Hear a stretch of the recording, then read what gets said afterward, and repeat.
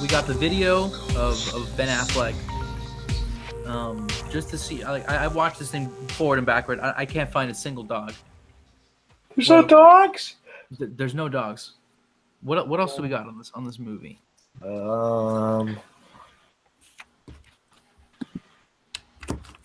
The 1999 that we did in the preview. Exactly. That's gonna be a big one too. Mm-hmm. Other things that happened in 1999. That's pretty important. Millennium came out.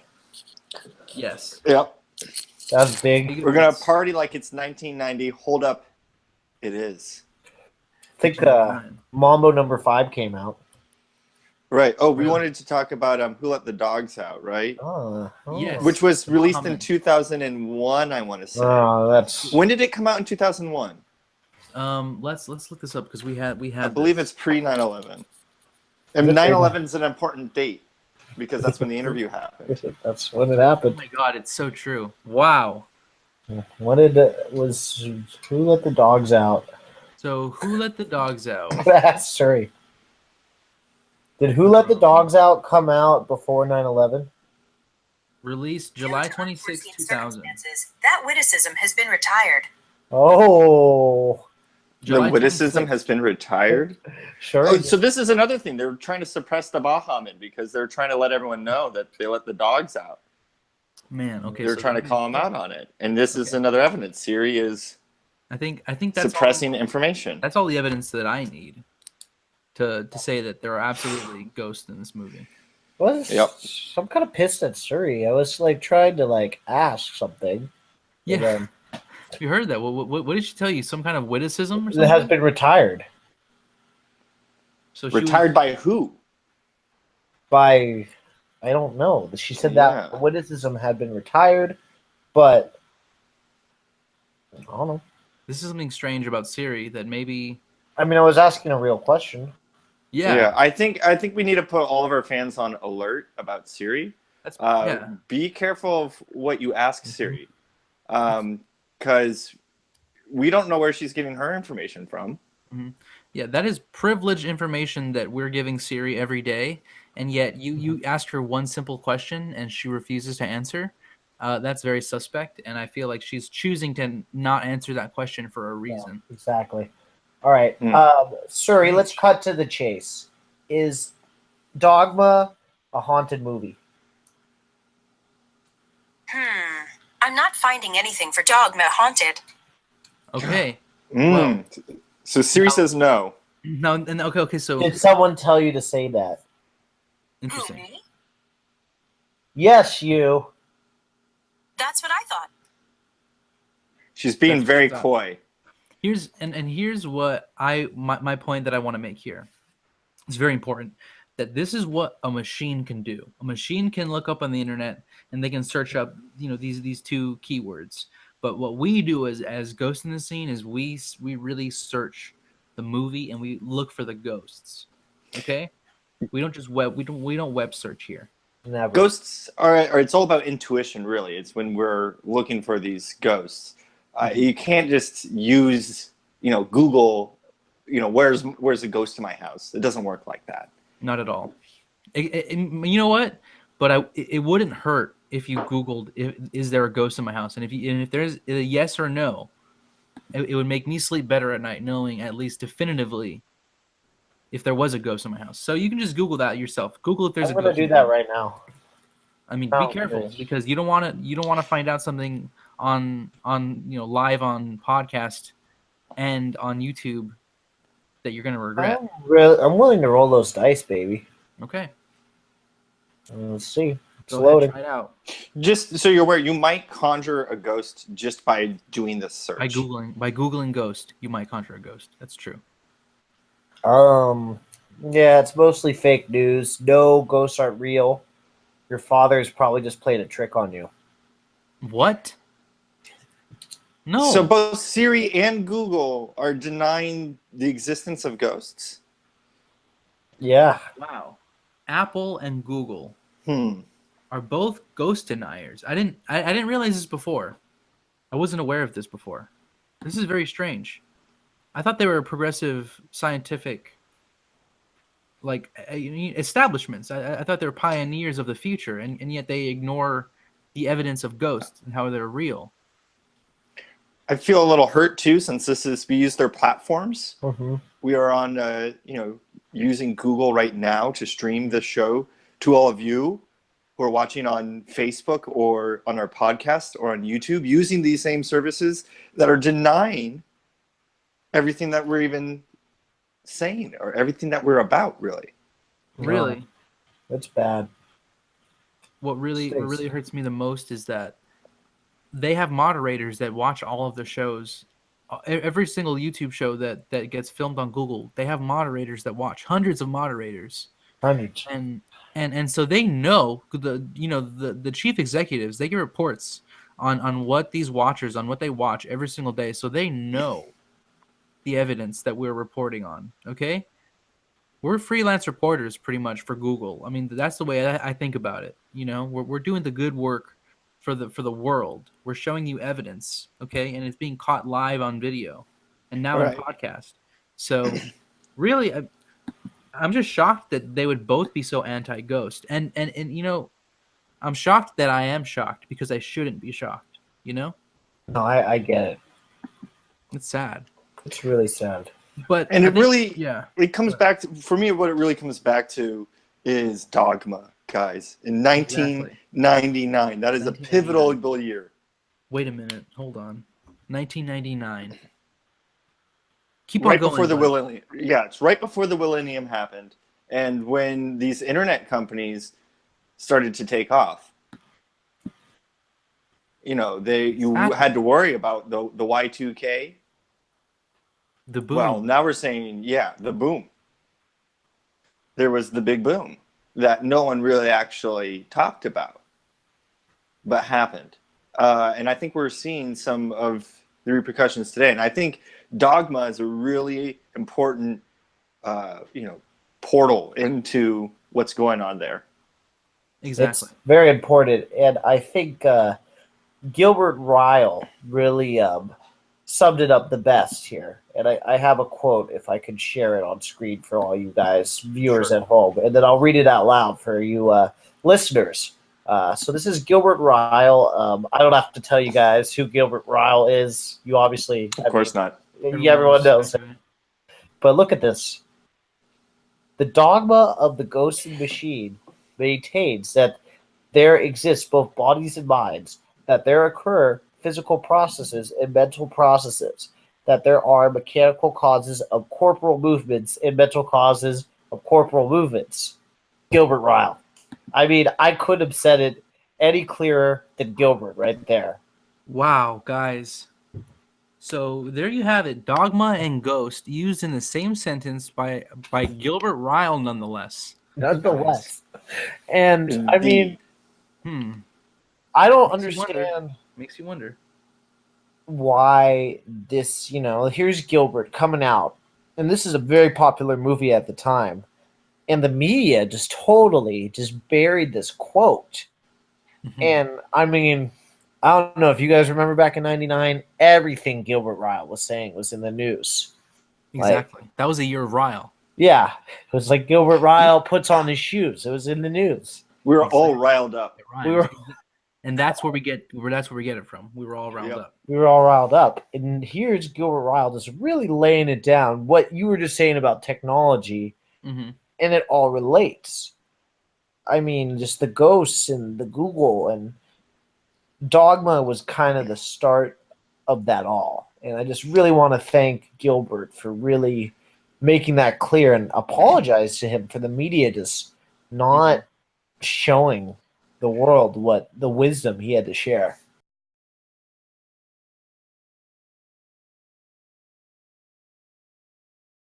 That's why I had to come down here this morning, man. That's why I had to miss my cartoons. You call me, you tell me it's important. We're going home. Take it, man. Quit leering at me. People are gonna think I just broke up with you.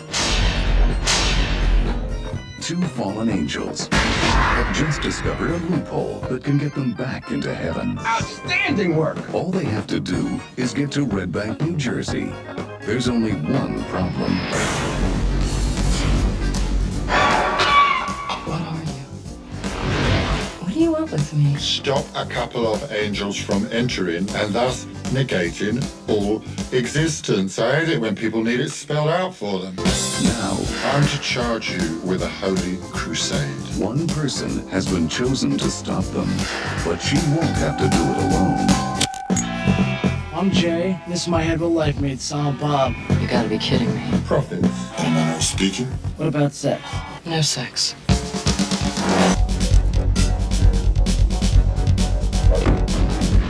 The world's against us, dude. I swear to God.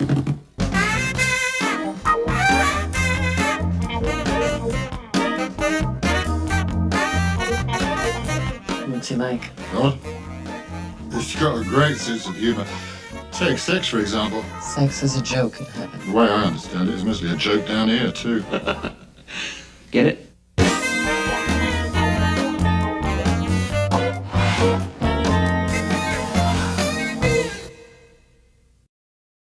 And for our viewers who don't know and have not seen this film, we're talking about the film Dogma, made by ex-NHL player Kevin Smith.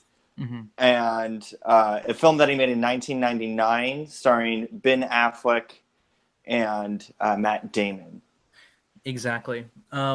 We have a lot of compatible views on this movie, viewers and listeners, but there are some things and some holes that I have explored that are just a little bit too deep for some people. And so when we get there, when we get to that point, I will instruct you guys to just hear me out and to understand that I come from a place of peace and of knowledge, and I want you to be the same. Okay? Now let's have a good investigation of Dogma, because together we are going to find out how many ghosts exactly are in this movie. And it's going to be surprising. I'm really going to be surprised. I believe so. And then at the end, we're going to give it the official ghost rating after we find the amount, so you can, know how safe this movie is to watch. I think it's important to know before you're exposed to ghosts, like how powerful the presence are here. So this is going to be something a little bit new for you, but I think it's important for our viewers. If you want to see this film, it's important to know the ghost rating on the film before you get started, so you know what sort of protection you need to wear before you get started. Okay, that's definitive ghost rating. That doesn't change. That is static. Once we make it, it is set in stone. That many ghosts, it doesn't change from then on. Okay, so if we find no ghosts, that's guaranteed safe no matter what. Okay, you got the ghost in the scene seal of approval. So let's get into it. 1999 was a crazy year. Okay, a lot of crazy things happened. I just read that was a year that Pamela and Tommy divorced. Well, of course. Oh. Okay, so already it's off to a rocky start. It's not starting good. The vibes are very bad. Already we have the 1999 flipped upside down is 666. Okay, 1666. Now that's 6661. Exactly. Now that's even scarier. 666 the first time. Now you could even say that maybe. Or would it be the second time? Because if 666 would that be the first time? And then, like when you're saving a file and a document, and you make the same document, it would be one would be the second one.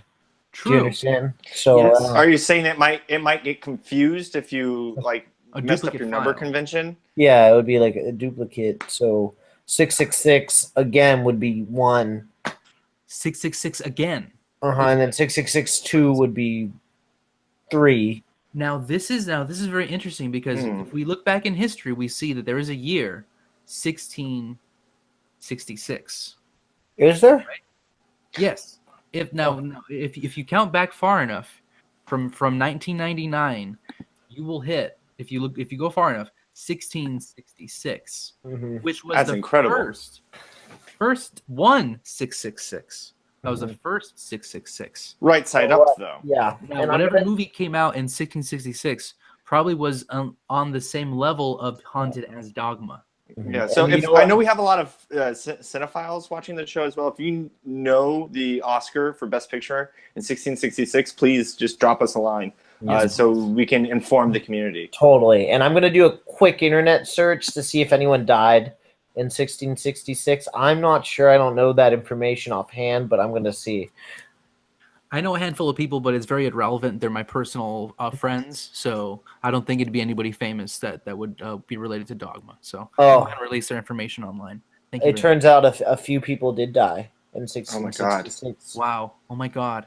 And what I know is in 1999, some people also died. So that's two things in common.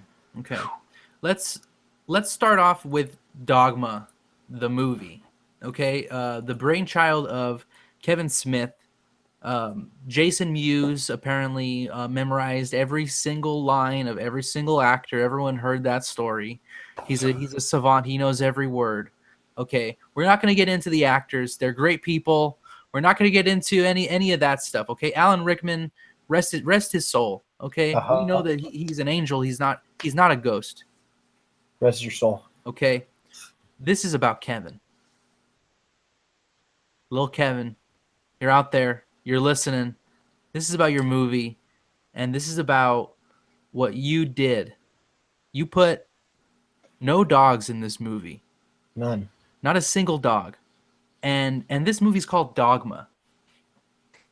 It's so misleading. It's so egregious. It has to be haunted. Because there's a reason why there's no dogs in this movie. You have to ask yourself, where did they go? Who were they there before? And they were there before. Left? Why would they call a movie called Dogma and not put dogs in them? Right. You're gonna film a movie called Dogma. They must have had dogs all over that set. They should have. Someone must have let them out. Somebody must have got rid of the dogs. Somehow. Right? They had to get rid of the dogs somehow. And I don't know how they did it. I'm not going to say, well, I don't want to be definitive. I'm going to say allegedly Kevin did. Okay. All right. Because I wasn't there. I didn't see him do anything to any dogs.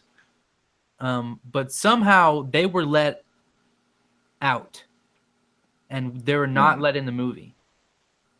And their absence from the movie speaks volumes for Kevin Smith. Okay? You know, dogs are also very dogs are very perceptive to ghosts and the paranormal. So that's one reason why you might want to try to get rid of dogs if you're suddenly making a movie with ghosts in it. Totally. Exactly. So, where are the dogs? I searched long and hard for this through this movie, and I didn't see a single dog. Okay? There are scenes with Alan Rickman and Chris Rock. There are scenes with Selma Hayek and Jason Mewes. And she's dancing, and they fight a poop monster. But not a single time do I hear the bark or the yip of a dog. And it just kind of breaks your heart to think all the dogs that were left out of this movie, and from a movie called Dogma. Basically, it's like making a movie called Hotel for Dogs, and it's a hotel for people. Well, it's false advertisement. You go to the movie. They should give their money back to all their ticket holders. Exactly. And Hotel for Dogs, great movie. Should have won the Oscar. It didn't. It didn't though. It didn't win. No. Okay. Snubbed. But I did get a text from one of our fans, Cineghost fan 92. And the Oscar winner for 1666 was A Bug's Life, actually. Okay. That was the year that one won. It's a great film. Mm-hmm. Well, sorry to interrupt. I just wanted to let our fans contribute. At least the Oscars didn't have their heads up their butts like the rest of the world, because 1999 was one hell of a year. So, dogs. No dogs. But we're not the first people to have noticed this. Okay? We're kind of sad to say, but we are late to this investigation. We kind of stumbled upon an already going investigation, and it's been going for years. In fact, it started not long after the movie was released. Rob, I think this is your brainchild. This is what you found. Go ahead and tell us what you found.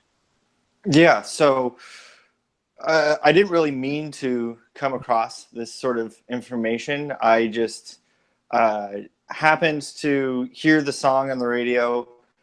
One of my favorites from the early 2000s. That was really a high watermark for music in my perception, is the early 2000s. So here on the radio, a song I haven't heard in ages. And of course, I mean, as you probably might figure out by now, we're talking about the classic Baha Men song, Who Let the Dogs Out, released in 2001. So, and I was just starting to think of that again. And so I reached out to my buddies, the Baha Men, to ask them what's going on. And they were actually really, really silent on the issue. They kind of kept on, diverting my questions and didn't want to really say much. I didn't feel so right about that after we hung up. So I decided to do a little bit more digging, and it turns out there are some serious, settlements that have been made against them to keep quiet about this issue. It was really startling. Wow. That is startling. What I suspect, and this is your study, but I think this was meant as kind of a protest song about big media. And who let the dogs out of Dogma is what they were really trying to say. Right. Exactly, Mark. Thank you. And you. even though I can't confirm this, it made it sound like it was some heavy hitters down in Los Angeles, some sort of producer types that kept on handing out these lawsuits. They would actually hire people to go out and spy on them. On the Baha Men. On the Baha Men. Although, it's hard. The paper trails are very difficult. Whoever's doing this was an expert at it and would do it for years. Wow. And, and I have a suspicion, and it's, I would say it's a bombshell, but I feel like we're a little late on this one, unfortunately, due to circumstance. But I'm going to go for it anyway, because I feel like it really proves the point of what's going on. Okay.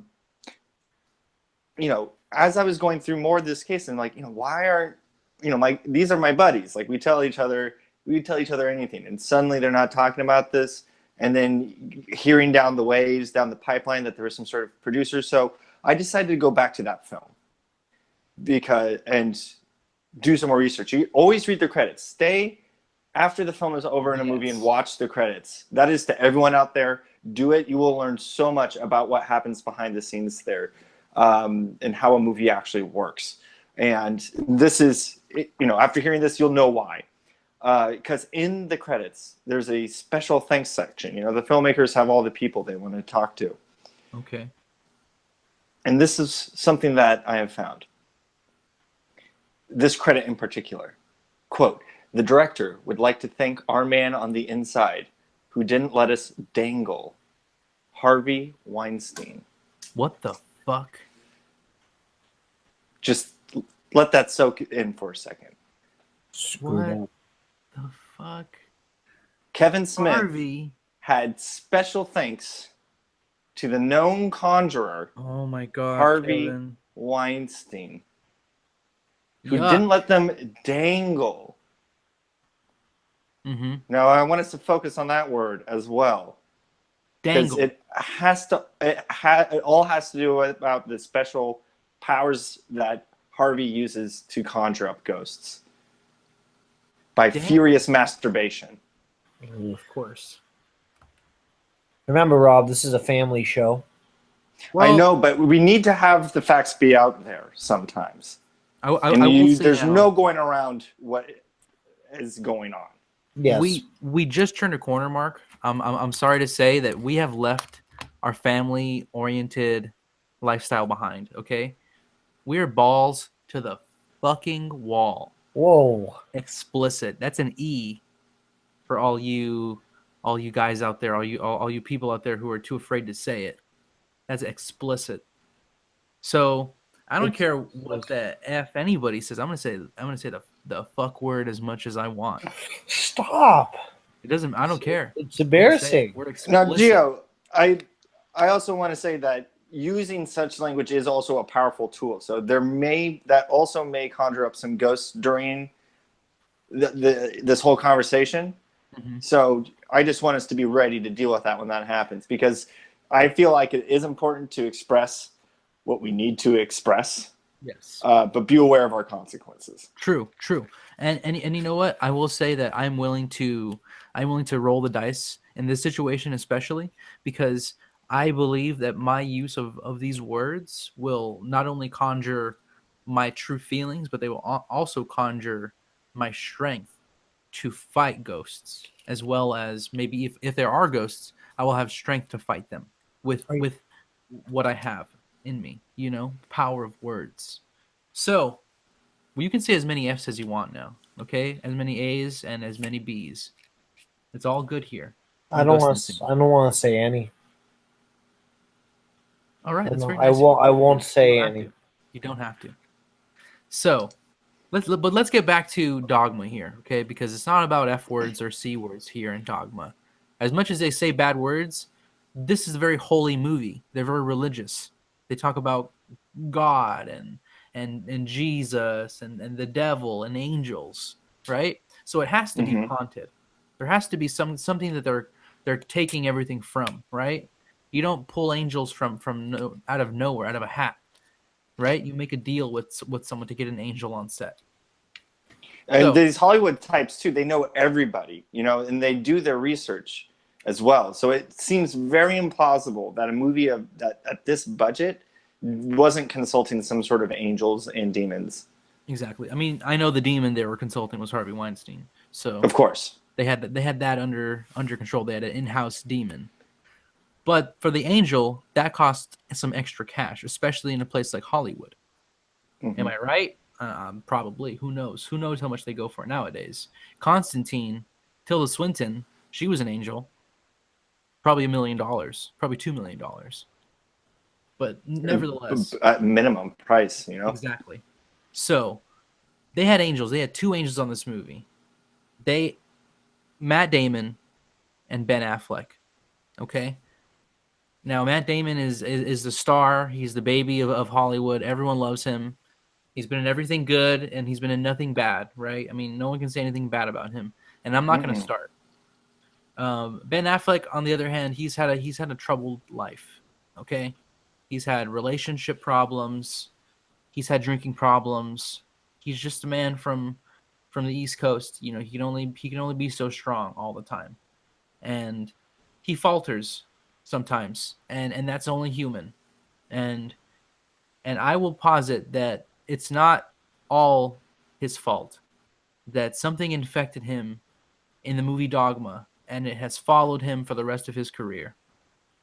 Okay, and it ultimately ends in the. And this is all very alleged, okay? In the crashing of the Twin Towers. Oh my God. Okay.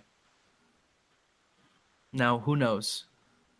Now, this is the butterfly effect in real life. I thought we were talking about Dogma. We are. Now that's what's really scary. We're still talking about Dogma, okay? Because that's the butterfly effect. You make a movie called Dogma, and then the butterfly effect comes out 2 years later. And then when 9/11 happens, 2 years later, suddenly Ben Affleck is on Conan O'Brien. Okay, and that's something that we'll talk about in a little while. But I think we should probably bring it up right now. So first, I guess before we show the video, I want to tell you guys another thing that happened in 1999. Okay, this is a factoid, and maybe I'll even share it so that everyone can see, so they don't think I'm crazy. Okay, because this is something that shook me. Okay, I'm gonna highlight it in blue too, so everyone can see it. Okay, here it is. Do you see it? George W. Bush announces he'll be candidate. Texas Governor George W. Bush announced that he would be running for president in 2000 primaries. He said that his usage of cocaine was a political gain. Oh, actually, game. So not gain. So yeah, there you you take cocaine and it makes you better at politics. Exactly. Everyone knows that.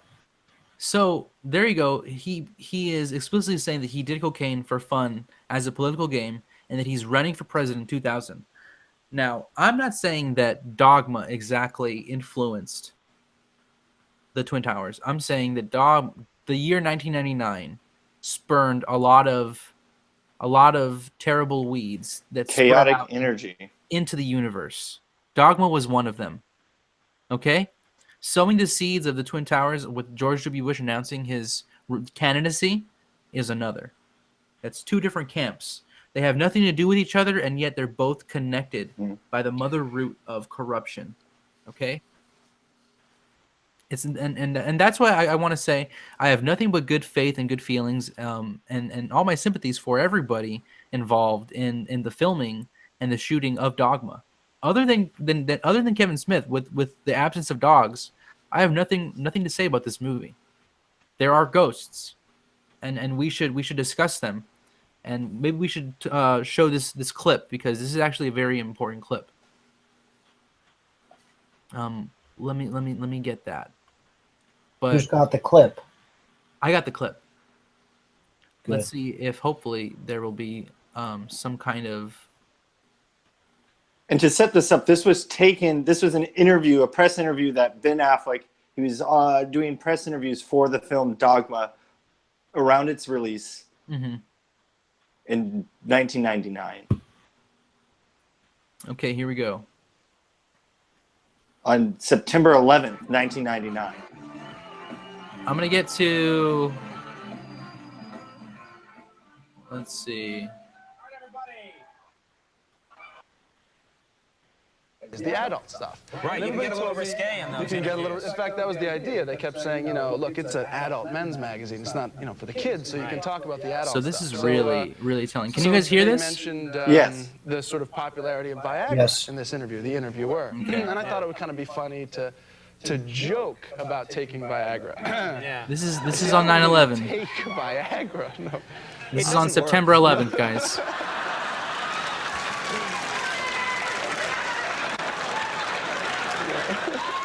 Look how disturbed Conan is. There's some really bad energy in this video. Thanks, buddy. I'll get my lesbian kiss after all. All right. So, wow. Very tasteful. So I went to the thing and I said, oh, yeah, well, you take Viagra when you're 27 to feel like you're 15. But then I said, oh, I almost had a heart attack. And, I fell over. And I thought it was kind of funny. Maybe not that fun. I'm not a professional comedian like you. Neither am I.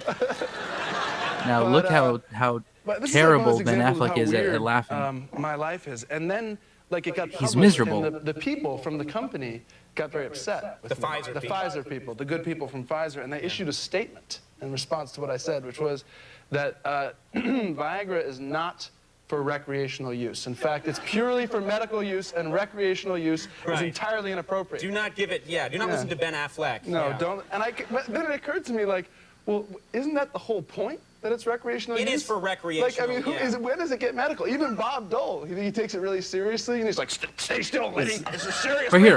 Look at that. Right there. Did you see that? No. Or was the it? Coffee mug. Okay, hold on. Right there. The coffee mug moves. It is for recreational. Right there. Right there. You see it? He did not touch it. It moves. All by itself. One more time. Wow. Oh my goodness. Guys, I'm really spooked right now. Who's spooky? He's like, stay still, Liddy. Look at that. Oh my God. As he's masturbating as well. Exactly. Just like Harvey. Terrible. So, wow. Gio, thank you so much for sharing that with us. I want to, let everyone know that I know Conan. I've been on his show several times. Just Google Rob Thomas on Conan O'Brien, and you'll see some of our work together. Mm-hmm. But all to say that I have a rapport with Conan, and I actually reached out to him regarding this incident, and I was fortunate enough for him to reach back to me. He's oftentimes very private about talking about past interviews, so this is pretty significant that he actually felt comfortable to reach out to us. And Conan, thank you so much for giving us the opportunity to read this on our show. So here it goes. Appreciate it. So Conan writes, "Dear Ghost in the Scene, thank you for reaching out to me regarding my 1999 interview with Ben Affleck. I have always felt uneasy about the appearance and frankly embarrassed to tell anyone. Wow. I didn't think they would believe me. Jeez. Ben Affleck conjured a ghost out of his penis. That is God's truth. Conan O'Brien." So there you have it, guys.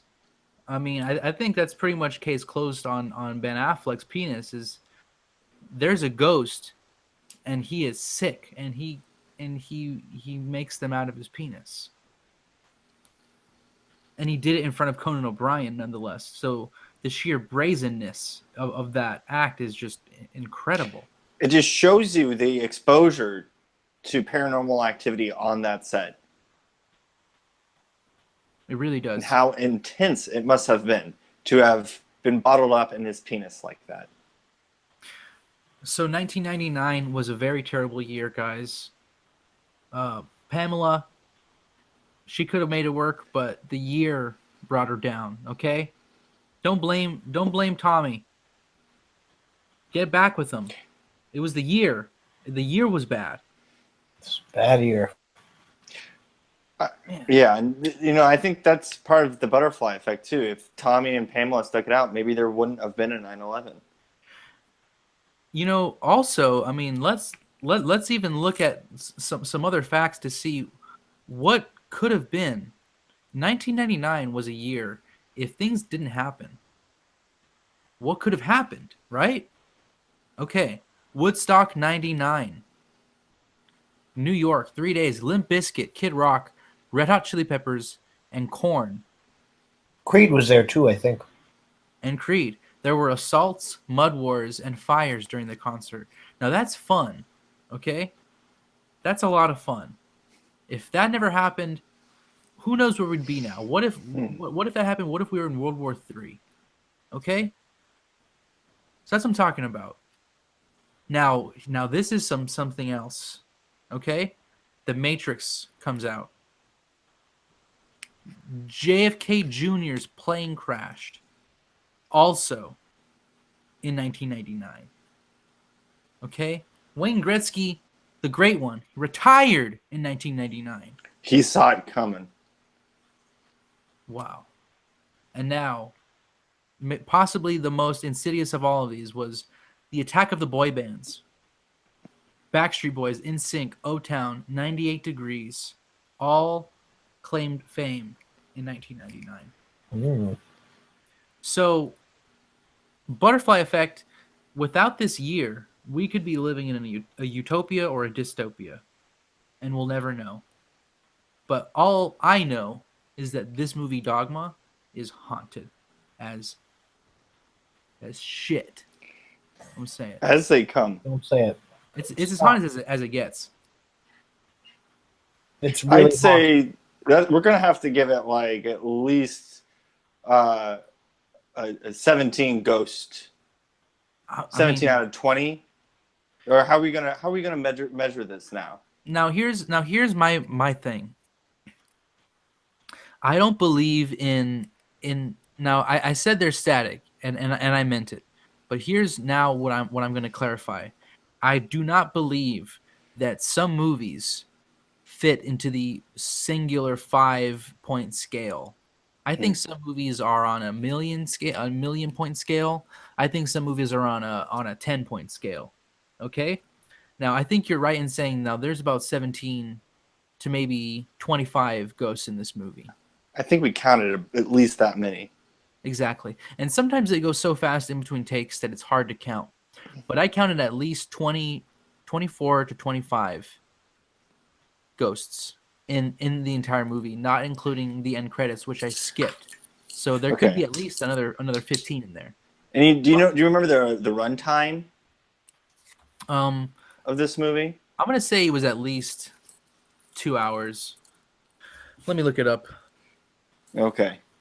Yeah, we need that exact because we need to come up with exactly our ghosts per frame here. Mark, how many ghosts did you find in this movie? 6. Okay, so he found a total of 6 in this movie. So chalk that up. It's 2 hours and 10 minutes. So I was 10 minutes off there. So 130 minutes. 130 minutes total. Okay, and I found at least 25. You found 6. That's 31. Plus your 17. Okay. Now that's at least 200 ghosts. Yeah, it's like at least 200 per frame. Wow. Guys, I would suggest you wear probably your helmet, probably your sunglasses, maybe some gloves when you wear this one. If you have any kind of lead lining, like a vest, if you go to the dentist and they have a used one, I'd ask if you could borrow that, and when you watch this movie, when you take it home, just so you could watch this movie and feel safe, because this isn't a movie to be messed around with. There are angels in this movie, and there are absolutely devils that can come out and take your soul in this movie. That's my final thought on that. And you're not going to know which is which until it's too late. Mm-hmm. You're never going to know. And what's really sad is that even like you might be convinced that you were touched by an angel, but in reality, the whole time, you're lying and that you're under the illusion of a devil, you know? And that's the Ben Affleck effect. Okay? No, and I'm not trying to speak ill on his career. I'm just trying to say that sometimes when you act bad things happen to you. Okay? And you may be haunted by ghosts forever. And that's just the way it is. So I think case closed. What do you guys think? Yeah. I think we really hit the nail on that one. Wow. Congratulations, guys. Another really job well done. We did weeks of investigative work on this one, but really it feels good to really finally kind of get this off our chest. We're done. No more Dogma. We can leave Kevin Smith alone. All the emails that we're forwarding and sending back to each other, we can just throw those in the trash. I'm feeling pretty good about myself. The incredible events facing the world in the coming months as the year 2000 approaches will cause many to question what lies ahead for the world. A growing fascination with the prophecies regarding events that will transpire in the last days is already causing many to re-examine their view of the world. But the fate of nations is not necessarily the fate of individuals. Those who fully understand what is happening around them and are prepared to meet the challenge have the best chance of surviving the coming events more or less intact. What's in the roster? What are you guys thinking about for next investigation? Is there anything that's been piquing your interest? Something that's got your attention? Good question. Because I've been thinking about some stuff. Absolutely. Mark, was there any films that you've seen recently? Not that I can think of that are particularly ghostly. You know, all this talk about doubles as well has made me been thinking back. I've been doing a lot of archive research recently. I'm trying to find more of a holistic, approach to my investigations to make sure to see how far back in movies this really goes and how pervasive this has been, and to start charting that. The original Dracula movie in 1931 actually had 2 productions happen at the same time. This is back in the day. They would have, movies. They would send them around the world, and they would make different versions. And then they didn't really dub things back then. They would just make the movie twice, one in English and one in another language. Dracula in 1931 did this. It has an English version with an English cast, and it also has the Spanish version with a Spanish-speaking cast. So the fact that they're doing the same scenes on the same set as well, they're repeating this film that is about Nosferatu and replaying him again. So it's really giving a lot more chance for there to be an energy there. Exactly. And the fact that they're doing it in 2 different languages just makes it easier for a ghost to attach themselves, because the power of words said in 2 different languages is just like concrete, solidified. It's the same words as well. So if you're saying the same thing but in different ways, you're calling out on that many more ghosts. 1931 was such a stupid year. Those people were so stupid to do this. Dumbasses. They're dumb. And I mean, look at a movie that came 300 years prior, A Bug's Life, and it's just way more colorful. 1956, it came out. I mean, you can't really blame them. We're going through the Renaissance at that time, where people were really focusing on craft and artwork. So it's no surprise that a film like A Bug's Life was created from such a high watermark in history. Yeah, I guess that's fair. Then again, to think that it has such lasting power really gives me a wonder as to whether it does have some ghosts in it. I know it holds up, but what's holding it up, Yeah, I mean, maybe it wasn't made with the intention for ghosts, but it's been around for so long. Maybe there's a ghost that has latched on to it. Has been hiding inside of it. A reluctant Renaissance ghost. Interesting. We might have to look into this. So we have a couple candidates for next week. Then we have the Curious Case of the Doubles that we can search into, and of course we have the hiding Renaissance painter, possibly hiding in A Bug's Life. So if you guys want to like and subscribe and share and 5-star, we can do either of those. We'll probably do both of those next time. We're here with a small number, but we're the church militant. We should have more Catholics here. If this was a direct attack against Muslims or the Holocaust or the Jewish people, you would see them outraged.